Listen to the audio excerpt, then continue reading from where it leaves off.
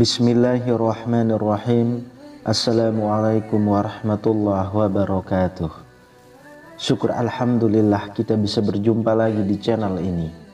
Sholawat dan salam selalu dan tetap tercurahkan kepada junjungan kita Nabi besar Muhammad sallallahu alaihi wasallam. Allahumma sholli ala sayyidina Muhammad wa ala ali sayyidina Muhammad.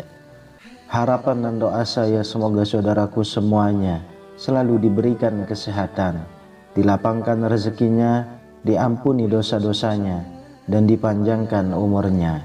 Amin ya rabbal alamin. Sahabat beriman yang dirahmati Allah, melakukan hubungan intim bagi pasangan yang telah syah bukan hanya sekedar melepas syahwat semata, melainkan juga mengandung nilai ibadah. Karena bernilai ibadah, maka untuk mencapai kesempurnaan pahala, penting mengetahui hari dan waktu yang baik untuk melakukan hubungan intim. Islam bukan hanya menerangkan tata cara berhubungan intim saja, melainkan diterangkan juga mengenai hari dan waktu yang baik untuk berhubungan intim. Sementara sebagian umat Islam menganggap bahwa Jumat adalah hari baik untuk berhubungan intim. Itu kenapa ada istilah sunnah Rasul yang belum tentu memang benar kaidah Islam.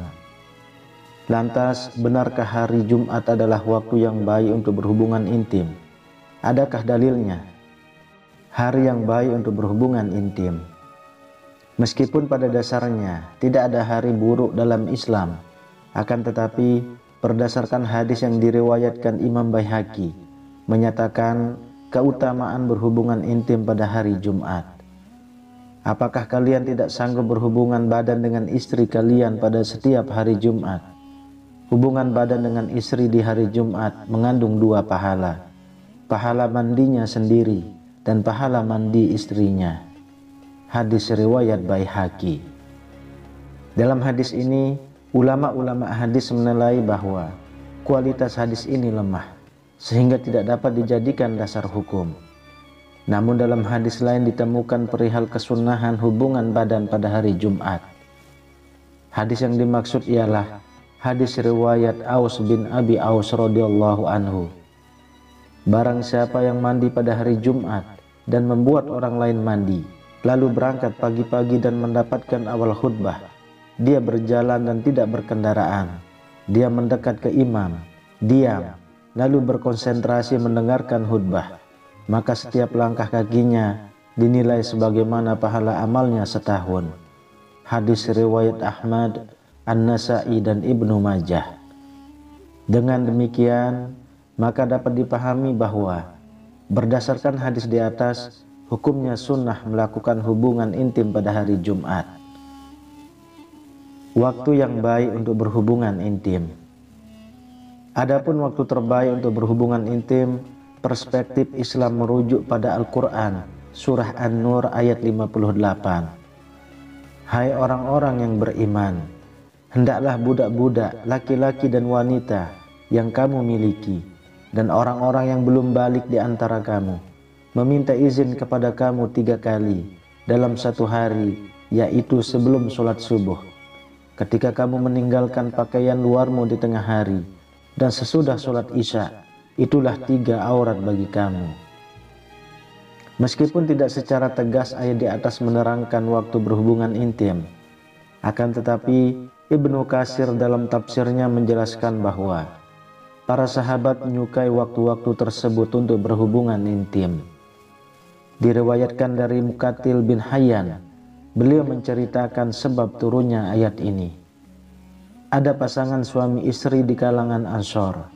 Dia sering membuatkan makanan untuk Rasulullah Shallallahu Alaihi Wasallam. Suatu ketika, budaknya masuk ke kamar menemui mereka tanpa izin di waktu yang mereka tidak sukai untuk ditemui. Kemudian sang istri melaporkan kejadian itu ke Rasulullah Shallallahu Alaihi Wasallam. Wahai Rasulullah, betapa buruknya sikap orang ini. Dia menemui seorang wanita ketika dia sedang berduaan bersama suaminya dalam satu selimut. Oleh sebab kejadian ini, maka kemudian Allah menurunkan ayat di atas. Ayat tersebut maksudnya ialah bahwa anak yang belum balik atau budak yang tinggal bersama tuannya untuk tidak masuk ke kamar pribadi orang tuanya atau kamar tuannya pada 3 waktu khusus tanpa izin. 3 waktu itu Allah sebut sebagai waktu aurat, karena umumnya mereka sedang membuka aurat di 3 waktu itu. Kebiasaan yang dicontohkan Rasulullah Shallallahu Alaihi Wasallam. Adapun kebiasaan yang dicontohkan oleh Rasulullah, sebagaimana yang diceritakan oleh Aisyah radhiyallahu anha, bahwa Rasulullah Shallallahu Alaihi Wasallam mendekati istrinya setelah tahajud. Hal ini berdasarkan cerita Al-Aswad bin Yazid ketika bertanya kepada Aisyah tentang kebiasaan sholat malam Rasulullah. Aisyah menerangkan, Rasulullah Shallallahu Alaihi Wasallam tidur di awal malam, kemudian bangun tahajud. Jika sudah memasuki waktu sahur, beliau sholat witir, kemudian kembali ke tempat tidur. Jika beliau ada keinginan, beliau mendatangi istrinya. Apabila beliau mendengar azan, beliau langsung bangun. Jika dalam kondisi junub, beliau mandi besar. Jika tidak junub, beliau hanya berwudu kemudian keluar menuju sholat berjamaah. Hadis riwayat An-Nasa'i dan disahihkan oleh Al-Albani. Sahabat beriman yang dirahmati Allah, atas dasar tersebut, sebagian ulama menganjurkan agar berhubungan intim sebaiknya dilakukan di akhir malam, setelah tahajud atau sebelum masuk waktu sholat subuh. Wallahu a'lam bishawab. Demikian yang bisa saya bagikan. Semoga bermanfaat untuk kita semua. Amin ya rabbal alamin. Assalamualaikum warahmatullahi wabarakatuh.